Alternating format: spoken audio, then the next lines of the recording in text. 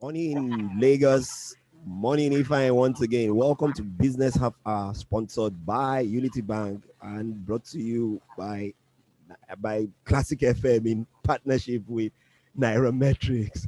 If I wait, it's getting very long. Oh. Adding Unity Bank, the Classic. Well, it's good to be here again. I haven't been here for the last 2 weeks, and it's great to be here. We have a guest today who is an educationist and a technology person at the same time. Um,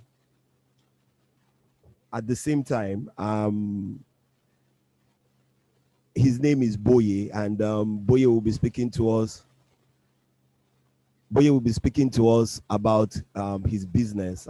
So let Ifeanyi do the introduction, and then we'll take it off from there.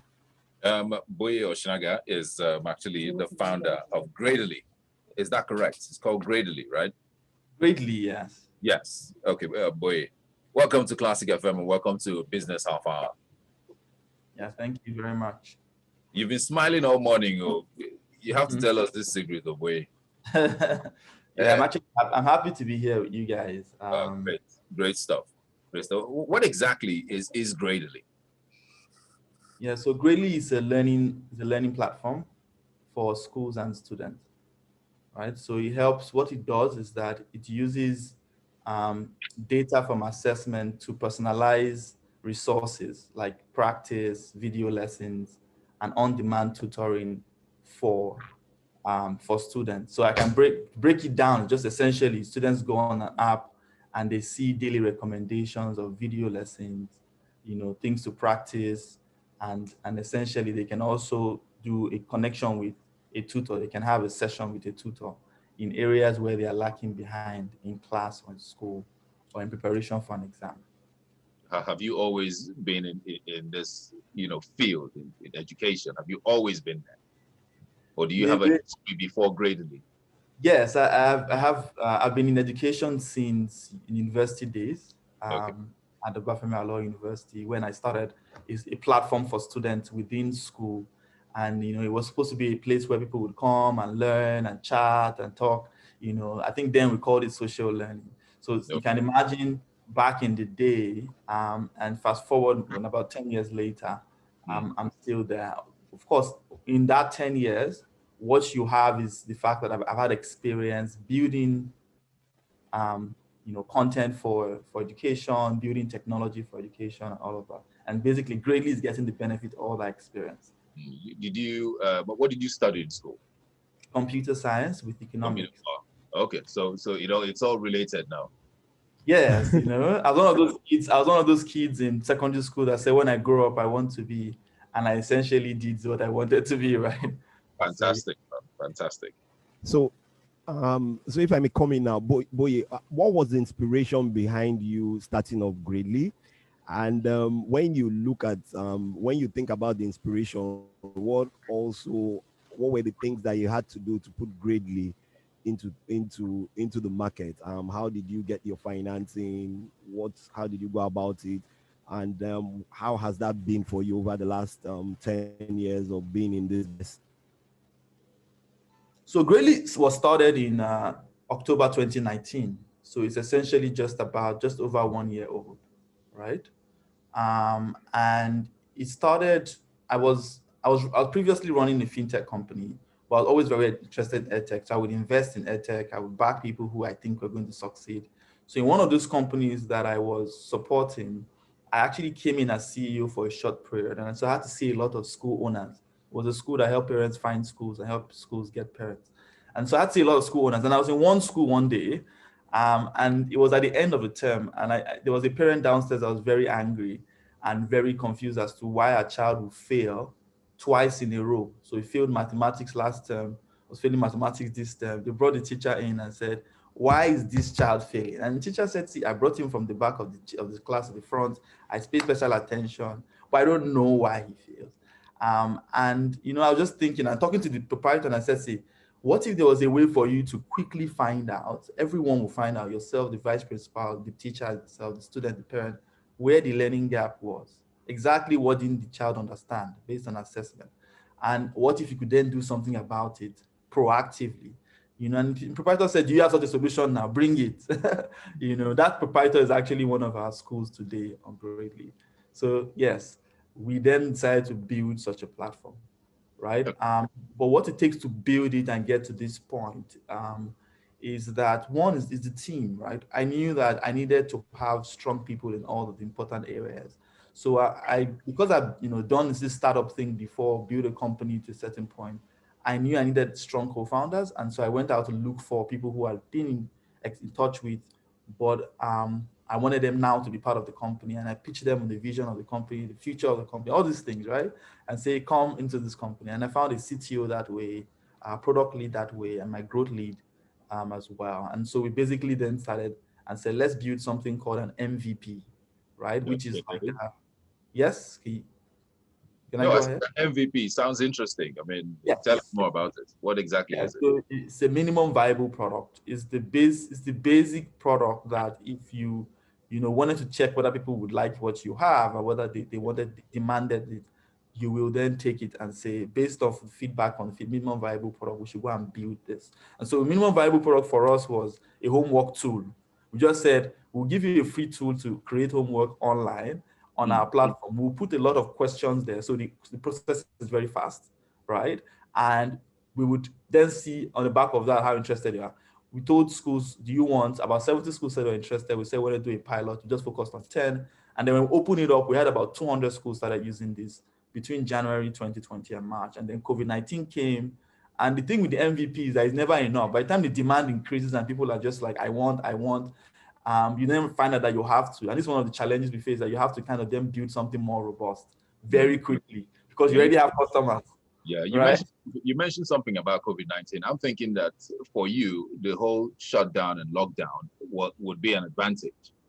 Yes, yes, it was. So what happened was that people started finding out about us. People were looking out for something, right? So on the parent side, they were looking at something that they could use to educate their child from home with all the content mapped to the curriculum, videos, and all of that, and tutors, right? So some schools, some parents kind of used us for the entire homeschooling thing, right?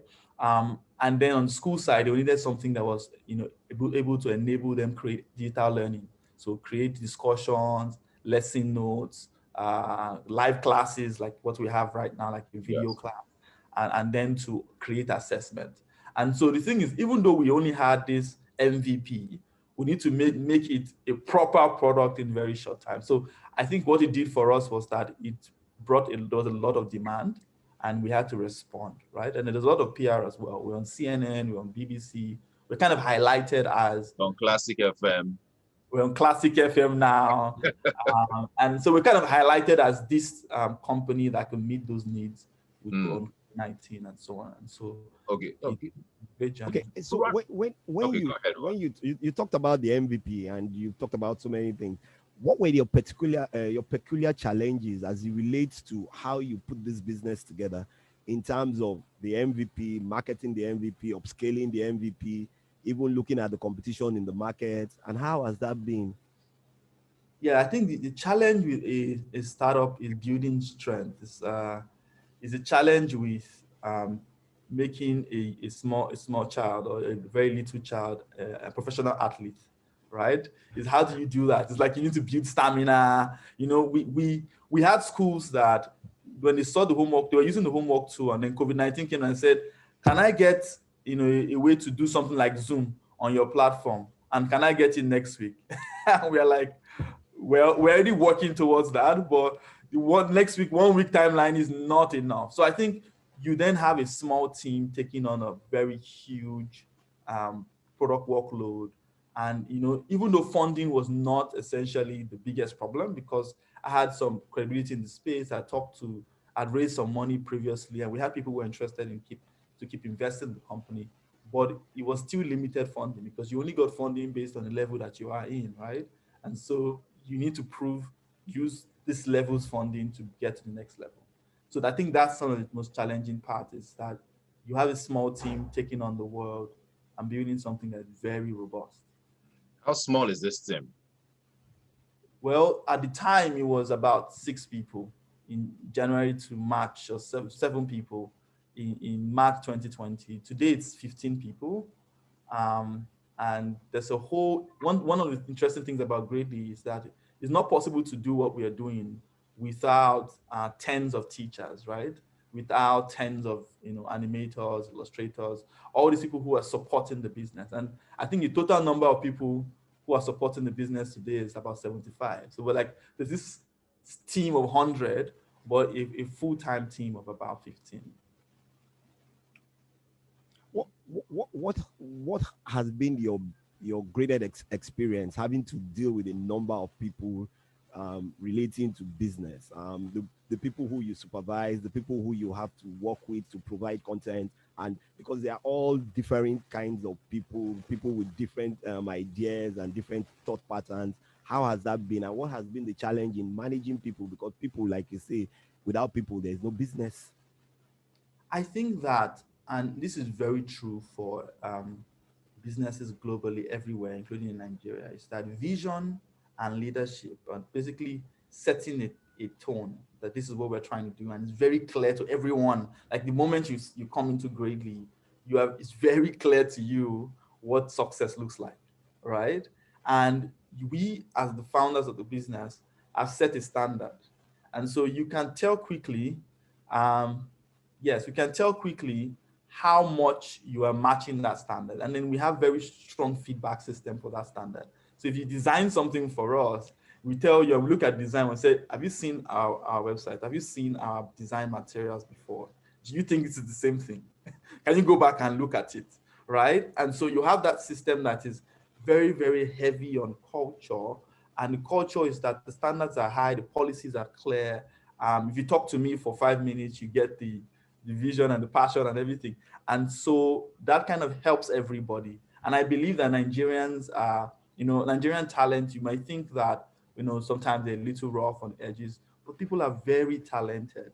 And I think that that's being an environment that nurtures that talent and mentors people and helps them to grow and gives them feedback quickly is how to essentially work with people. I think that I won't be surprised if we have 1,000 people I'm working with and it feels the same way, except for some mechanics, right? Yeah. Because vision matters most, essentially. Mm. And then Okay. just putting that vision down to Yeah. everybody. Let's talk money now. How Yeah. lucrative is this? Is this something that you're doing out of, your love for the people, or is it adding paper to your pockets? It's definitely not an NGO. Mm. If I, it's definitely not an NGO. Sure. It is actually built as I like that. it's built as what would be what is a high growth startup, right? Mm. So what that means is that we expect to get like a lot of users, millions of users, and Yeah. hundreds of thousands of them paying us. And that payment kind of then leads us to a place where we can build a $10 million business in 4 to 5 years. And I think that's kind of where we are going. That's the clarity we have around like this is where we're going. We want to be pan-African and we want to be global at some point. We're building a world-class product, and so what's from Africa? That's kind of our story, right?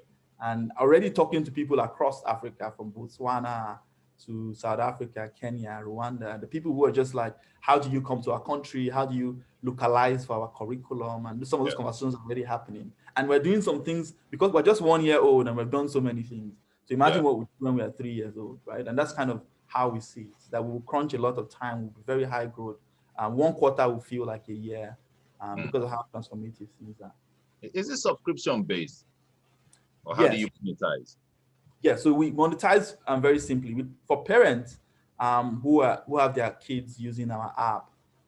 What they do is they pay 1,500 for the content access per month. Very simple, very small. And when they want to add, because sometimes they need to have a tutor as well on ground helping out. The tutor session goes for like 2,500 per session. So you essentially can add like 3 tutor sessions in a week, do 3 sessions per week in addition to your content. So that's exactly how it works for parents. And on the school side, they're paying for access to premium features on the LMS. LMS being learning management system, which is what we've built, right? Essentially from that digital homework tool. And they pay for the students to be able to do, for the teachers to be able to do a lot of things, right? Like create discussions, present materials, all of that. and they pay, 6,000 per year per child, um, apart from the content. So it's a subscription driven, Okay. essentially. Okay, Boye, you mentioned something now about the costing. 1525. Off the air earlier, on, we're speaking about education as a whole in terms of public, private sector education management. How do you see your app being able to work effectively for public schools where we have this background information, or in fact in terms of the number of people who are actually getting the right kind of education in public schools, because at the end of the day, can they pay for these things, and how do you ensure that this your system of helping young children and young people are able to get the right kind of education in the long run? Yes, I think that talent is evenly distributed across the world, but opportunity is not. And it's true in our country as well, right? So you have some people in the middle class who have access to, all these tools, gadgets, money to pay, even to pay for a UK teacher, for example, America, something like that. They can do all these things. And then you have people in the public school that they're unable to even pay for the textbooks, and so they have to depend on government to provide for it for them and things like that. But what I've seen that's happening, because we have an announcement, we're launching in 2 weeks' time, by the way, officially. And the Commissioner of Education for Lagos State is going to be there. And we have an announcement to make. But the kind of just to give you a sense of what we're thinking about for public school is that we think that talent is the same, right? So we want to give the same opportunities to people who are in public school. But to do that, we need to give them devices, we need to give them internet. And some states, like Lagos State, are very, very vested in building out infrastructure for that so that they can learn on their own, they can learn at home, and they can do exactly the same thing that the private school students will do. And we're very excited about all your projects. There'll be some people that are NGOs, some politicians, they will they'll put computer labs, they would give people devices. We're seeing more and more of that. And we're very, very excited to partner with people to kind of deliver education to the most remote areas, in Nigeria. All right. You mentioned something about vision, and you're kicking off with the Lagos State launch, which is quite good. Where do you see your company in the next 10, 15 years, maybe? Yes, we think that for us, we want to enable 10 million children, globally, to help them with personalized education, help them with improvement of their academics over the years, and just see that transformation that comes when you can partner technology with teachers, right? And use, and I think at that point AI would have also been very much more manifested and shown in our system. So what we see is that we have millions of students using us across Africa, across the world, and essentially creating that impact in learning, doing research to show that it actually makes a difference, right? The statistics today say that 9 out of 10 children in Africa are in school but not learning. And globally, that number is 6 out of 10. In 10 years, we want to see that number reduce significantly. We want to see us have an impact in results in WAEC and JAM because they're able to use a tool that's telling them that you need to improve here specifically, and this is your level of improvement so far. They can be able to do intelligent ways of preparing for those exams and passing them versus the failure rate that we are used to. So All that's what right. will happen with Braille. All right. Time is not our friend here Okay. on Business Boye, Hour. time is, if I like we always say, time is never a friend on No, BHH, and no. time That's is fine. fast spent. But one last thing before you go, and this is what we ask all our guests every time. You need to tell us what your key phrase is that keeps you going every day, that makes you wake up in the morning and do these things and work for children to get a better education. Yes, I think I've had a couple of quotes, but there's this most recent one because I read a lot and it just so essentially this one is the one that's really impressed on my mind of recent is what is real cannot be threatened. What is real cannot be threatened.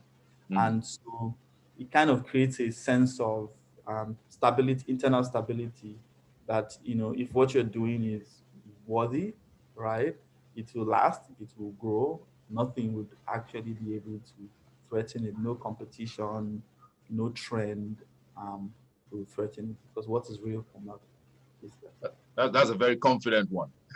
threatened. Yeah. Great stuff, Boye. Thank you very much, Boye Oshinaga. Found that greatly. We wish you all the best on this one. We really Thank do. you.